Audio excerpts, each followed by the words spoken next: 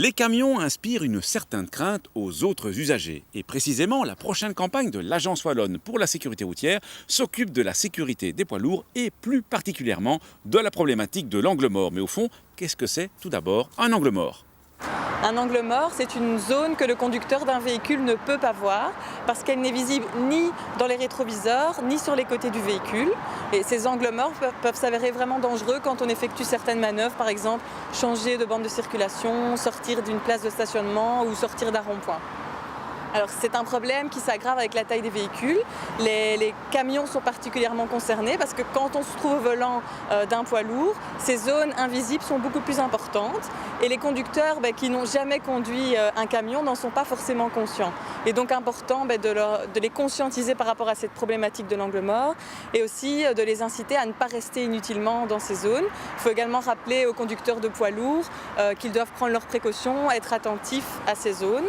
Et donc c'est l'objectif de la nouvelle campagne de la WSR. Il y aura une affiche qui sera présente le long des routes pendant tout le mois d'août qui vise à rappeler les dangers liés à l'angle mort et à inciter tous les usagers à partager la route en toute sécurité.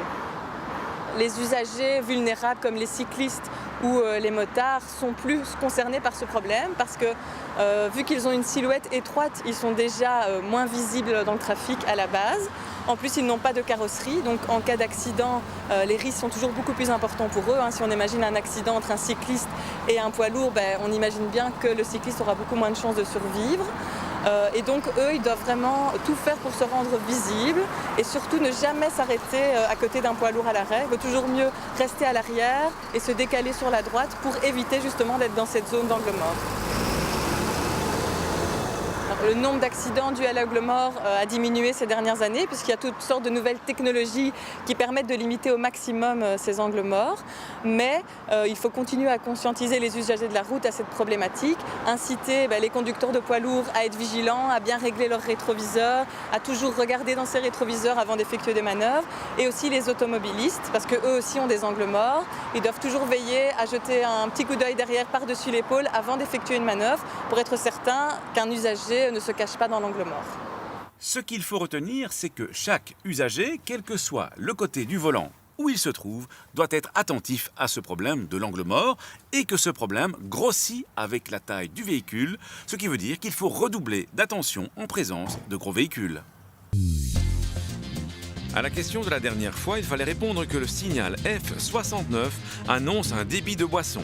A gagné cette semaine un stage de perfectionnement offert par Fédémote et Etias à destination des personnes ayant déjà le permis moto et une moto.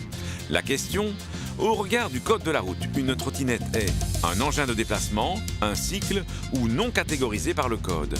Soit vous téléphonez au 0905 56 493, soit vous envoyez un SMS au 6020 en tapant contact 1, 2 ou 3 et vos coordonnées complètes. Si je possède un cyclomoteur, pour quand dois-je l'immatriculer ? Tous les cyclomoteurs et les quadricycles légers, qu'on appelle aussi à tort voitures sans permis, doivent être immatriculés pour le 11 décembre prochain.